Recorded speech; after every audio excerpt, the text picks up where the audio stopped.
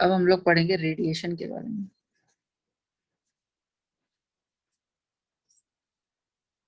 तो radiation radiation क्या होता है?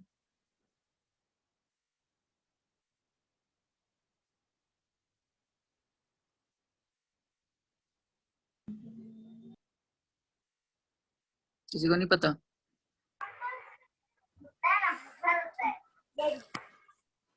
रेडिएशन से क्या समझते हो? क्या होता है? हाँ, क्या होती है रेडिएशन?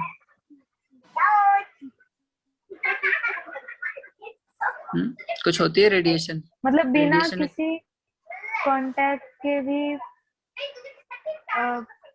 ट्रांसफर होना एनर्जी का। Heat transfer. हाँ, हीट ट्रांसफर होना हीट एक ट्रांसफर मेथड होता विदाउट है। मटेरियल मीडियम, ऐसा बोल सकते हैं। ठीक है, हीट ट्रांसफर हो रही है लेकिन उसमें बीच में कोई कांटेक्ट नहीं है, कोई मटेरियल मीडियम नहीं है। ठीक है, तो रेडिएशन का कोई एग्जांपल पता है?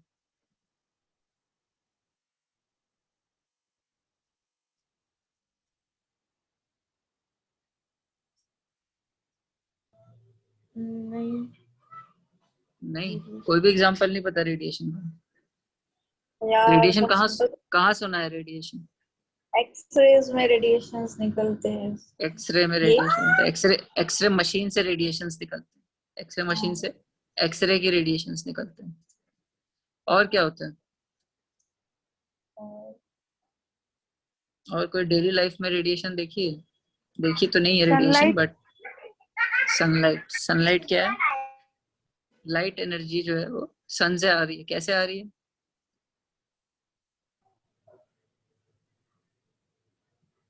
कैसे आ रही है मतलब भैया? क्योंकि वहां तो वैक्यूम है, कुछ है ही नहीं, तो कैसे आ रही है?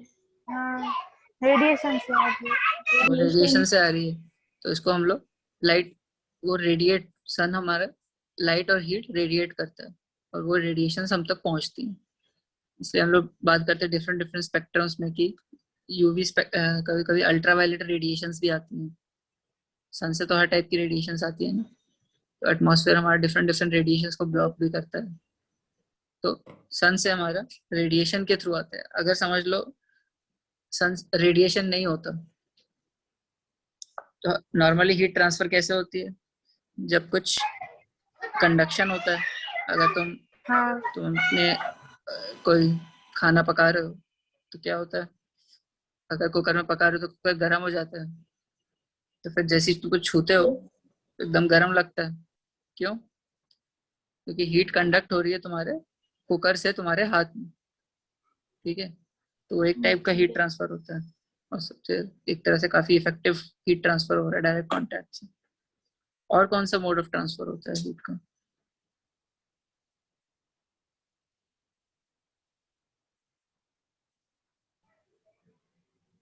कन्वेक्शन। कन्वेक्शन में क्या होता है? कन्वेक्शन में जैसे ये वेपर, वेपर। तो उससे भी तो हीट ट्रांसफर होता है ना।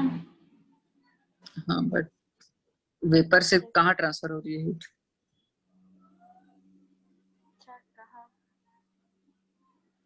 हेलो भैया, हेलो। आवाज रुकी थी। कन्वेक्शन में क्या होता है? इसमें बोला कन्वेक्शन होता है। कन्वेक्शन एक टाइप का हीट ट्रांसफर होता है, तो कन्वेक्शन में क्या होता है?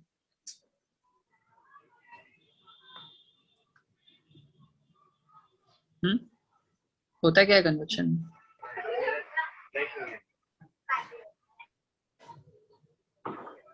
कांटेक्ट में जब तुम रहता है वो कंडक्शन होता है ना। वो तो कंडक्शन होता है। जब तुम पानी गर्म करते हो तो क्या होता है? पहले तो हीट ट्रांसफर होती है आग से मेटल में, मेटल के पतीले में। फिर पतीले से जो कनेक्टेड वाटर होता है उस पे होती है हीट। बट फिर बाकी जगह हीट कैसे ट्रांसफर होती है पूरे पानी में? अच्छा, गैसेस, वो हम्म वेपर। पानी के अंदर थोड़ी वेपर होता है। ऐसा मतलब है पूरा वेपर ऊपर जाता है पानी लीड कैसे को। हॉट होता है? हाँ तो लीड को क्या बोलते हैं, या फिर टकरा चलो के वापस वेपर नीचे आया आता नहीं है? है अभी। अभी तो अच्छा आया 100 नहीं। डिग्री सेल्सियस पे तुम पहुंचे ही नहीं हो। तुम हम्म, 60 डिग्री पे, पानी को तुम 40 से 60 डिग्री पे कन्वर्ट कर रहे हो। ठीक है, समझ हाँ लो मेरा पतीला 80 डिग्री सेल्सियस पे और पानी 40 भी नहीं, चलो 25 डिग्री है रूम टेम्परेचर पे, उसका मैं टेम्परेचर बढ़ा रहा हूँ। तो एक तो जो इमीडिएटली कनेक्टेड वाटर है, जो मेटल को टच कर रहा है, वो गर्म होगा। उसके बाद क्या हाँ होता है? गरम वाला पानी ऊपर जाएगा और जो ठंडा वाला नीचे आएगा। हाँ, तो जब गर्म पानी ऊपर जाता है और ठंडा पानी नीचे जाता आता है, तो उस टाइम क्या हो रहा है? उसे कन्वेक्शन बोलते हैं। अच्छा कि इसको जब भी कन्वेक्शन। जो हॉट ऑब्जेक्ट्स हैं, या तो एयर भी हो सकता है या पानी भी हो सकता है, कोई भी फ्लूइड हो सकता है, क्योंकि फ्लूइड मूव करता है, सॉलिड तो मूव नहीं कर सकता। तो सॉलिड में एनर्जी ट्रांसफर सिर्फ कंडक्शन के थ्रू होती है। बट जब कोई भी फ्लूइड होता है तो फ्लूइड मूव कर सकता है, तो इसलिए हॉट फ्लूइड्स जो रहते हैं वो ऊपर राइज करते हैं, और जो कोल्डर फ्लूइड्स है वो नीचे आते हैं। तो ऐसे हीट ट्रांसफर होती रहती है। ठीक है, उसको हम लोग कन्वेक्शन बोलते हैं। ओके। ठीक है, तो बट रेडिएशन जो होती है, इसमें कोई मटेरियल मीडियम नहीं होता डायरेक्ट। अगर कोई रेडिएशन नहीं होता, कॉन्सेप्ट सिर्फ कन्वेक्शन और कंडक्शन होता, तो सन से कभी हीट आ ही नहीं पाती अर्थ तक, हाँ है ना? ये कि कोई बीच में क्या है, वैक्यूम है, कोई मीडियम होना चाहिए, तभी कंडक्शन या कन्वेक्शन हो पाएगा। अगर बीच में कुछ भी नहीं है तो कोई हीट ही ट्रांसफर नहीं हो सकती। बट इसलिए क्योंकि रेडिएशन होता है, इसलिए सन से एनर्जी अर्थ तक आ पाती है। ठीक है, और इसको हम लोग रेडिएंट एनर्जी बोलते हैं। भैया, जो भी अगर सन से अगर मीडियम है तो उसमें से रेडिएशन मीडियम है तो उससे रेडिएशन भी आ सकता है, बट रेडिएशन के लिए मीडियम नहीं चाहिए। अगर कोई हॉट ऑब्जेक्ट है जो हम लोग पढ़ेंगे, तो वो रेडिएशन तो करता ही रहता है। ठीक है, तो रेडिएशन एनर्जी तो आती है। जैसे तुम्हारी बॉडी है, तुम्हारी बॉडी भी 98 डिग्री सेल्सियस पे है, बॉडी टेम्परेचर, तो उसकी वजह से तुम भी रेडिएट करते रहते हो। ठीक है, तो इसलिए कभी थर्मल इमेजिंग कैमरा सुने? नहीं। नहीं। थर्मल इमेजिंग कैमरास नहीं सुने? तो थर्मल इमेजिंग कैमरा क्या होता है? जो अंदर वो हाँ हीट दिखाता है। हीट दिखाता है। क्या होता है कि हम लोग अगर अंधेरे में देख रहे हैं, ठीक है, तो हम लोग को लोग दिखेंगे नहीं, क्योंकि कोई लाइट एनर्जी ट्रांसफर नहीं कर रहे, कोई रिफ्लेक्ट नहीं कर रहे। बट क्या होता है, जब भी कोई बॉडी कुछ भी टेम्परेचर पे होती है, तो वो इंफ्रारेड रेडिएशन देती है। ठीक है, नॉर्मली जो हीटिंग अप होती है वो इंफ्रारेड रेडिएशन से होती है। बैट्स ये के हमारी पास सही होता है।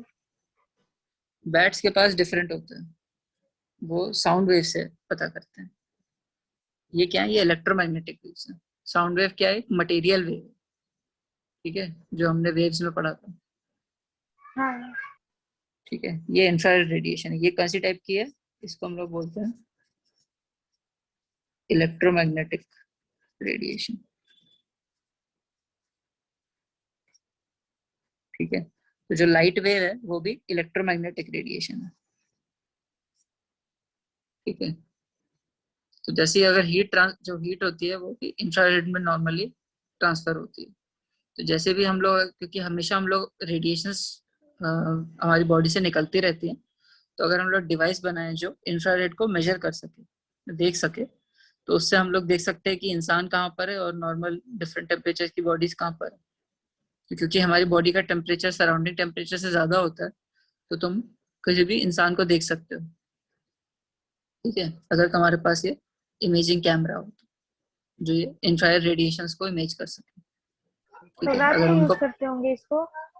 हाँ, तो रात में कर सकते हो। या इनफैक्ट इंफ्रारेड रेडिएशन तो मटेरियल्स के थ्रू पास भी कर सकती है। चाहे तो अगर पतला सा, क्या बोलते हैं, अगर मीडियम है जिसके थ्रू इंफ्रारेड जा सकता है, तो उसके आर पार भी देख सकते हो कुछ दीवार के, अगर लोग हैं तो। ठीक है ना? तो रात में इसलिए देखने का काम आता कभी है क्योंकि लग रहा है शायद कहीं क्योंकि देखा लाइट है। एनर्जी नहीं होती। कभी मूवीज में आता है कुछ कुछ, कभी देखना। हाँ थर्मल इमेजिंग बोलते हैं उसको। ठीक है, तो क्योंकि हमारी बॉडी भी रेडिएशन एमिट करती रहती है, कोई भी टेम्परेचर पे कोई भी बॉडी हो, डिपेंड करता है कि वो उसके सराउंडिंग में क्या टेम्परेचर ज्यादा है कि कम है, और उसके बेसिस पे वो हमेशा रेडिएशंस एमिट करते रहते हैं। और इस एमिटेड एनर्जी को हम लोग बोलते हैं रेडिएंट एनर्जी। ठीक है, इसके बारे में हम लोग देखेंगे कि एनर्जी कैसे एमिट होती है, कितनी एमिट होती है, डिपेंडिंग टेम्परेचर कितना है बॉडी का। ठीक है, और क्योंकि लाइट हमारी इलेक्ट्रोमैग्नेटिक रेडिएशन है, तो सारी इलेक्ट्रोमैग्नेटिक रेडिएशंस कितनी स्पीड में ट्रेवल करेंगी, लाइट की स्पीड। ठीक है, तो जो लाइट की स्पीड है वो लाइट की स्पीड नहीं है, वो एक्चुअली सारे इलेक्ट्रोमैग्नेटिक रेडिएशंस की स्पीड है। इसलिए radiation travels at the speed of light. ठीक है, सारी इलेक्ट्रोमैग्नेटिक वेव्स जो होती हैं उनकी स्पीड होती है लाइट की स्पीड के इक्वल, क्योंकि लाइट भी एक इलेक्ट्रोमैग्नेटिक रेडिएशन। ठीक है, तो सबसे fastest mode of energy transfer है। ठीक है, और तो जब भी ठीक है, अब देखते हैं, मेरे पास व्हाइट बोर्ड ही खत्म हो गया।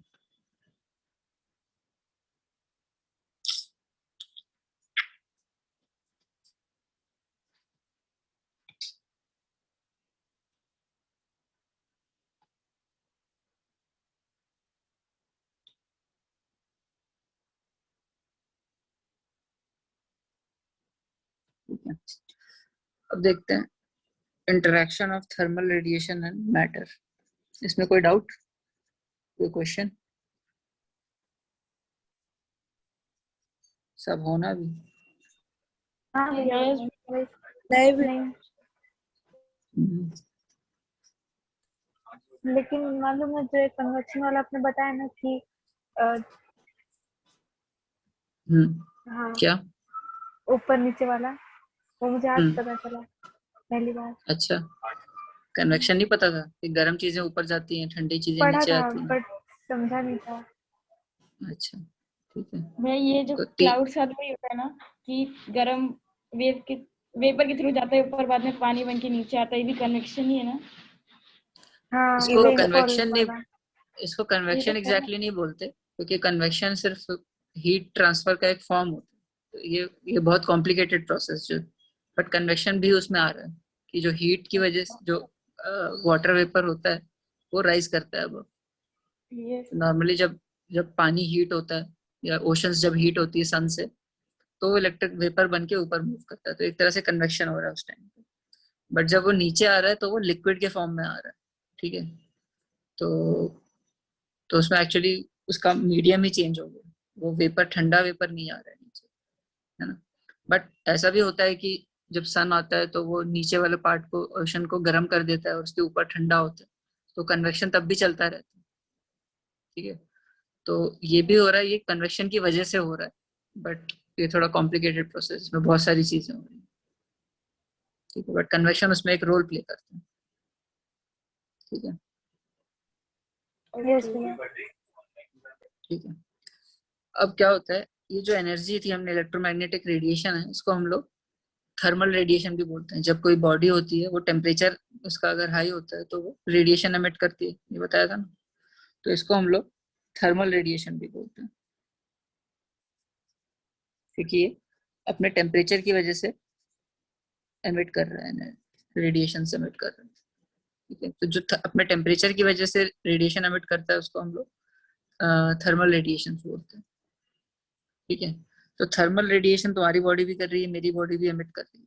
ठीक है, तो ये जो हम लोग की बॉडी एमिट करती है, समझ लो किसी एक सरफेस पे जा रही है, ये एक ऑब्जेक्ट है, इसका कुछ हाई टेम्परेचर है, और इससे मेरी हर जगह रेडिएशंस जा रही है। ठीक है, जरूरी नहीं है सन हो, कोई भी ऑब्जेक्ट हो सकता है। ठीक है, और समझ लो ये किसी ऑब्जेक्ट पे जाके टकरा रही है। ठीक है,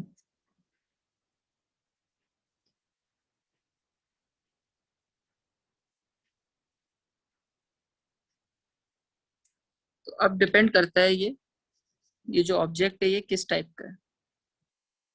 उस पर डिपेंड करता है बहुत सारी चीजें।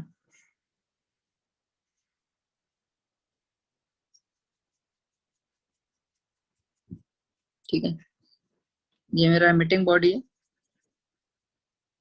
और उससे रेडिएशन एमिट हो रही है, थर्मल रेडिएशन। अब क्या होता है कि डिपेंड करता है कि मटेरियल कैसा है, उसके बेसिस पे समझ लो इससे टोटल एनर्जी जो थी वो क्यू गई।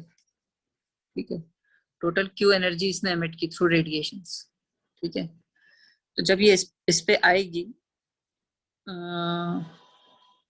या इसको हम लोग इससे एमिट नहीं हुई, हम लोग उससे बोल रहे हैं कि टोटल एनर्जी इसने समझ लो कुछ क्यू नॉट एमिट की इसने, और इस पे जो टोटल एनर्जी आई वो आई क्यू। ठीक है, टोटल एनर्जी इस पे इंसिडेंट हुई क्यू। इसका मतलब क्या है, जैसे सन भी एमिट करता है वो बहुत सारी एनर्जी एमिट करता है और हर डायरेक्शन में एमिट करता है, बट हमारी अर्थ पे बस उसका थोड़ा सा छोटा सा पार्ट आ पाता है ना, क्योंकि वो यूनिफॉर्मली हर डायरेक्शन में कर रहा है। बट अर्थ तो बहुत छोटा सा उसका एरिया कैप्चर कर पा रहा है टोटल रेडिएशन का। तो अगर वो कुछ अमाउंट क्यू नॉट एमिट कर रहा है सन, तो उसमें से सिर्फ कुछ उसका पोर्शन क्यू आ पा रहा है हमारे इंसिडेंट ऑन एनी ऑब्जेक्ट। इस केस में अर्थ है, बट नॉर्मली कोई भी ऑब्जेक्ट लो तो उस पर मान लिया हमने कि क्यू एनर्जी आ रही है। ठीक है, अब ये क्यू एनर्जी इंसिडेंट है, इसमें से क्या होगा कि कुछ हमने मान लिया कि क्यू ए जो है वो उस बॉडी ने एब्जॉर्ब कर लिया। ठीक है, जैसे लाइट समझ लो, जैसे लाइट होती है वैसी थर्मल रेडिएशन भी, कि ऐसे भी लाइट कुछ एब्जॉर्ब कर लेते हैं, कुछ पार्टिकल्स, कुछ जो भी सरफेस होगा डिपेंड करता है उस पर, और कुछ एनर्जी जो है वो रिफ्लेक्ट कर देगा। जैसे रिफ्लेक्टिंग सरफेसेस भी होते हैं ना, जितनी एनर्जी आ रही है कुछ उसमें से एब्जॉर्ब हो गए और कुछ रिफ्लेक्ट हो गए।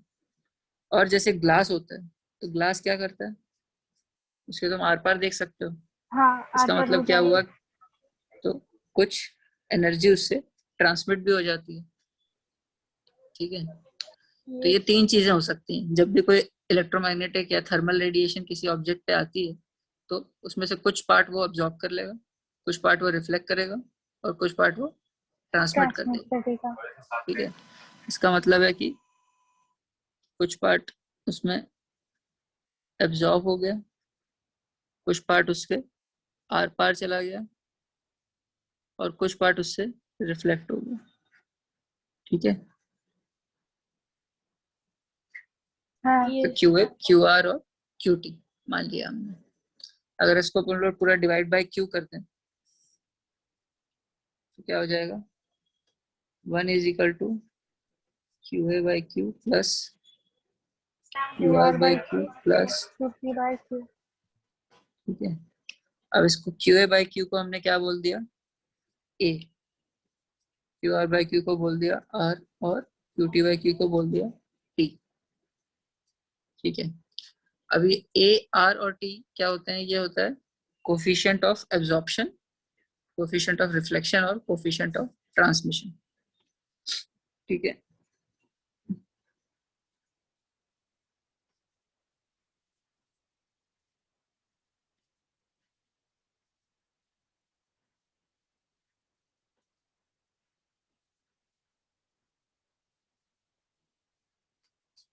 ठीक है,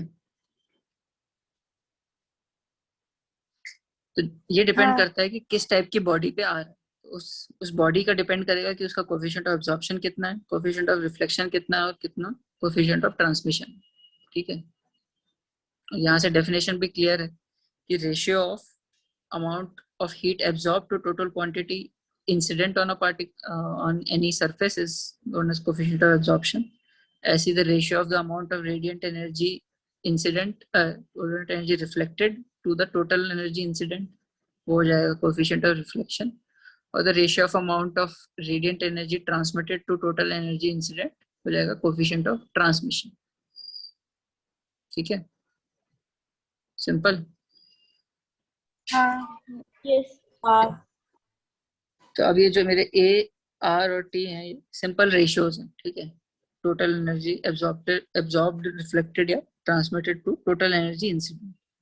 ठीक है, अगर समझ लो केस ले डिफरेंट, अगर R is equal to zero है, A is equal to zero है, तो क्या हो जाएगा, ट्रांसमिट हो जाएगा पूरा एनर्जी। ट्रांसमिट हो जाएगा पूरा वन, उसको टी आर बोलते हैं, टी आर, या टी भी बोल सकते हैं, टी आर भी बोल सकते हैं। तो इसका मतलब क्या हुआ कि अगर तुमने बहुत ही प्लेन ग्लास लिया, ठीक है, तो अगर उसमें लाइट वेव आती है विजिबल स्पेक्ट्रम की, तो पूरी की पूरी हो सकता है, अगर इतना मैं प्योर ग्लास बनाऊं कि पूरी की पूरी लाइट ट्रांसमिट हो, ठीक है, तो वो रेडिएशन से पूरी की पूरी ट्रांसपेरेंट है, वो उसमें कुछ भी एब्जॉर्ब भी नहीं हो रहा, कुछ रिफ्लेक्ट भी नहीं हो रहा, ठीक है। तो इसको हम लोग बोलते हैं कंप्लीटली ट्रांसपेरेंट।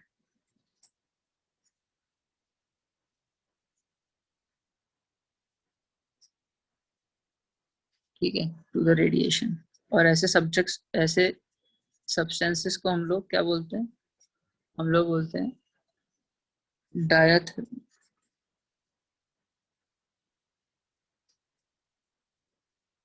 ठीक है, ऐसे ऑब्जेक्ट्स को हम लोग बोलते हैं डायथर्मनस, जिनके थ्रू हीट रेडिएशन पास कर सकती है, ठीक है। तो डायथर्मनस का मतलब है कि टीआर कंपोनेंट जो है वो नॉट इक्वल टू 0, ठीक है, क्योंकि ऐसा हो सकता है कि कुछ ऑब्जेक्ट्स इनको रेडिएशन को पास थ्रू होने ही ना दे, ठीक है, बट जो थोड़े से भी ट्रांसमिट करते हैं उनको हम लोग डायथर्मनस बोलते हैं, ठीक है। तो ये ना अच्छे रिफ्लेक्टर होते हैं, ना अच्छे एब्जॉर्बर्स होते हैं। कुछ एग्जांपल्स होते हैं हमारे, जैसे ग्लास, ग्लास के थ्रू पास कर जाती हैं चीजें, लाइट वेव स्पेशली, तो उस हिसाब से इंफ्रारेड रेडिएशन भी काफी पास हो जाती है ग्लास के थ्रू, और क्वार्ट्ज के थ्रू पास हो सकती है। जो हमारा सोडियम क्लोराइड, सोडियम क्लोराइड क्या होता है? Common salt. कॉमन सॉल्ट हमारा, उसके थ्रू भी पास कर जाती है हमारी इंसिडेंट थर्मल रेडिएशन। ऐसी हाइड्रोजन है, ऑक्सीजन है, ड्राई गैस है, ड्राई गैस के थ्रू भी एनर्जी ट्रांसमिट हो जाती है। अगर वो ट्रांसमिट नहीं होती तो क्या होता, एटमॉस्फेयर सारे की सारी एनर्जी अब्जॉर्ब कर लेता, हम तक कुछ पहुंच ही नहीं पाता, है ना। इसलिए एटमॉस्फेयर या गैस के थ्रू, ड्राई गैसेस के थ्रू भी सारे का ट्रांसपेरेंट, मतलब सारी एनर्जी ट्रांसमिट हो पाती है। बट जो एटमॉस्फेयर में वाटर वेपर होता है वो एनर्जी एब्जॉर्ब कर लेता है, ठीक है। इससे ज्यादा, जितनी ड्राई गैस होगी, ड्राई एयर होगी, उतना ज्यादा उसका ट्रांसमिशन कोफिशिएंट, और जितना मॉइस्ट मॉइस्ट होगी उतना वो कम होता जाएगा ट्रांसपेरेंसी, उतना वो एब्जॉर्ब करेगा, ठीक है। और दूसरे केस में देखें, जो हमारे T R is equal to 0 होते हैं, तो कुछ भी ट्रांसपेरेंट नहीं हो पाता। तो इसका मतलब क्या है कि ये या तो एब्जॉर्ब करेंगे और बाकी बचा रिफ्लेक्ट कर देंगे, ठीक है। कुछ भी, अगर वहां पे मैंने लगा, जैसे कोई दीवार होती है, उसके थ्रू लाइट एनर्जी पास नहीं कर पाती ना, या तो एब्जॉर्ब हो जाती है या रिफ्लेक्ट हो जाती है। तो ऐसी इलेक्ट्रोमैग्नेटिक रेडिएशन या थर्मल रेडिएशन के केस में भी होता है कि पूरा का पूरा ओपेक है, या तो एब्जॉर्ब हो जाएगा या रिफ्लेक्ट हो जाएगा, ठीक है। तो जो नॉर्मली जो ज्यादा ओपेक होते हैं उसको हम लोग बोलते हैं एथर्मनस सब्सटेंसेस, ठीक है, एथर्मनस सब्सटेंसेस बोलते हैं, ठीक है। तो नॉर्मली क्या होते हैं एथर्मनस सब्सटेंसेस? हमारे वाटर होता है, वुड होता है, आयरन, कॉपर, ठीक है, मॉइस्ट एयर। मॉइस्ट एयर जो होती है वो, बिकॉज उसके अंदर वाटर वेपर प्रेजेंट है, तो वो एनर्जी काफी एब्जॉर्ब कर लेता है, ट्रांसमिट नहीं होने देता, हाँ। ठीक है। ओके। और केसेस में क्या क्या हो सकता है? ये तो ट्रांसपेरेंट और नॉन ट्रांसपेरेंट है। हो सकता है कि टी आर भी 0 है, ए भी 0 है, तो क्या हो जाएगा? तो पूरा रिफ्लेक्ट हो जाएगा। पूरा रिफ्लेक्ट हो जाएगा। तो जैसे हमारा मिरर होता है, वो क्या होता है, सारी इंसिडेंट एनर्जी ना वो एब्जॉर्ब करता है ना वो ट्रांसमिट करता है, बट मैक्सिमम रिफ्लेक्ट कर देता है। तो ये हमारे गुड रिफ्लेक्टर हो गए, ठीक है। तो ये पुअर एब्जॉर्बर है, पुअर ट्रांसमीटर है। और क्या हो सकता है कि मेरा टी आर भी 0 है, आर भी 0 है, तो सारी की सारी एनर्जी क्या हो रही है? एब्जॉर्ब हो एब्जॉर्ब गई। हो रही है, ठीक है। तो ऐसी बॉडीज जो सारी की सारी एनर्जी एब्जॉर्ब कर लेते हैं, इसको हम लोग बोलते हैं परफेक्ट ब्लैक बॉडी। ठीक है, ओके। तो क्योंकि ब्लैक बॉडी क्या होती है, अगर तुमको ऑब्जेक्ट हो वो पूरी की पूरी ब्लैक दिख रही है, इसका मतलब क्या है कि सारी की कोई भी एनर्जी उससे वापस नहीं आ रही है। जैसे ब्लैक होल होता है, ब्लैक होल में क्या होता है, सारी की सारी एनर्जी वो अंदर चली जाती है और बाहर नहीं आ पाती, बाहर कुछ है भी ना। नहीं आता। यस भैया। तो इसलिए, और अगर ऐसी कोई लाइट, अगर प्योरली ब्लैक ऑब्जेक्ट को देखो तो उसमें क्या मतलब है कि कोई भी लाइट उससे रिफ्लेक्ट होके वापस नहीं आ पा रही, सारी की सारी एब्जॉर्ब हो जा रही है। तो जितनी एनर्जी उस पर आ रही है वो सारी उसमें एब्जॉर्ब हो गई, कुछ बाहर नहीं आ पाया, इसलिए तो हमें दिख नहीं रही है ना। तो ऐसे हम लोग बॉडी, ऐसे मटेरियल्स को परफेक्ट ब्लैक बॉडी बोलते हैं। ठीक है, और ऐसा भी हो सकता है कि ये तो हमने मान लिया कि जितनी एनर्जी रेडिएटेड थी या ऑब्जॉर्ब थी, कुछ हो सकता है कि ए, आर और टी है, ये डिपेंड करेंगे वेवलेंथ पे।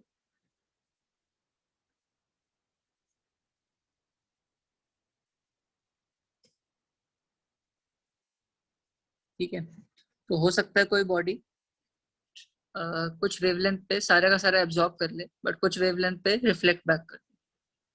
ठीक है, जैसे क्या होता है कि ठंडी जगहों पे ग्लास हाउसेस बनाते हैं, ये सुना है कभी ग्लास हाउस। नहीं। ठंडी जगहों में क्या ठंडी होता है, जगह पे हाँ ठंडी जगहों पे इग्लूस बनाते हैं ना। इग्लूस तो बनाते हैं, बट जहाँ पे ग्लास के घर बना सकते हैं वहाँ ग्लास के घर बनाते हैं, और वहाँ पे पेड़ उगाते हैं, तो उसको एक ग्लास हाउस बोलते हैं। क्यों बनाते हैं? अच्छा, कभी अगर ठंडी जगहों में घर देखे होंगे तो उनके हमेशा बड़े बड़े ग्लास के विंडोज होते हैं वहाँ पे, कभी देखा है वीडियोस में कहीं? हाँ हाँ, टीवी तो में उनके देखा है। जहाँ स्नो रहती है, बहुत ठंडा रहता है, तो वो लोग घर में बड़ी बड़ी विंडोज लगाते हैं। क्यों लगाते हैं? और इसलिए लगाते हैं क्योंकि जब हीट सन से आती है तो ग्लास के थ्रू वो ट्रांसमिट हो जाती है, क्योंकि ग्लास तो ट्रांसपेरेंट होता है रेडिएशंस को, जो सन की हाँ वेवलेंथ से आती है, जो इंफ्रारेड रेडिएशंस। बट जब लाइट एनर्जी और हीट एनर्जी अंदर आती है और हमारे जो घर के ऑब्जेक्ट्स हैं उनसे रिफ्लेक्ट होती है, क्योंकि वो तो ओपेक होते हैं, घर की टाइल्स हैं, घर की सारा सामान है, तो जब वो रिफ्लेक्ट होते हैं तो उनकी वेवलेंथ चेंज हो जाती है। ठीक है, और जब उनकी वेवलेंथ चेंज हो जाती है तो अब वो उन वेवलेंथ्स के लिए ग्लास ट्रांसपेरेंट नहीं होता, वो रिफ्लेक्ट करने लग जाता है। अच्छा, तो उससे मतलब कि क्या होता अंदर है, ही रहेंगे। तो जितनी हीट जो रहती है वो अंदर रह जाती है, बाहर नहीं जा पाती। इसलिए कभी देखना, कोई कार रखी हो, मस्त गर्मी के मौसम में कार रखी हो, तो वो पूरी की पूरी गर्म हो जाती है। हाँ, ये इसमें देखा है कार्टून में। देखा है ना, कार्टून में भी और रियल लाइफ में भी, सामने को देखना घर के कहीं धूप में खड़ी हुई हो क्या बोलते हैं कार, तो बहुत ज्यादा गर्म हो जाती है, अंदर अंदर इतना ज्यादा गर्म हो जाता है, बाहर इतना गर्म नहीं होता।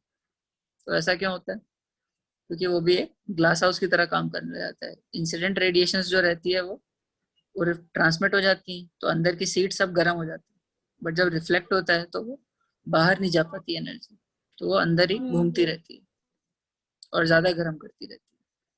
इसलिए अंदर की हवा भी बहुत ज्यादा गर्म हो जाती है कार की, है ना। तो यस। इसलिए तो वो इसलिए होता है क्योंकि डिफरेंट वेवलेंथ की हो जाती है इंसिडेंट रेडिएशन, तो रिफ्लेक्ट होने के बाद उसकी वेवलेंथ चेंज हो जाती है, और डिफरेंट वेवलेंथ के लिए डिफरेंट डिफरेंट तरीके से बिहेव करते हैं, तो उसके डिफरेंट वेवलेंथ पे डिफरेंट ए, आर और टी हो जाते हैं। ठीक है, यस। हाँ भैया। वेव। तो आज के लिए इतना ही पढ़ते हैं। नेक्स्ट क्लास में हम लोग पढ़ेंगे कि ब्लैक बॉडी क्या होती है, ब्लैक बॉडी को थोड़ा डिटेल में पढ़ेंगे।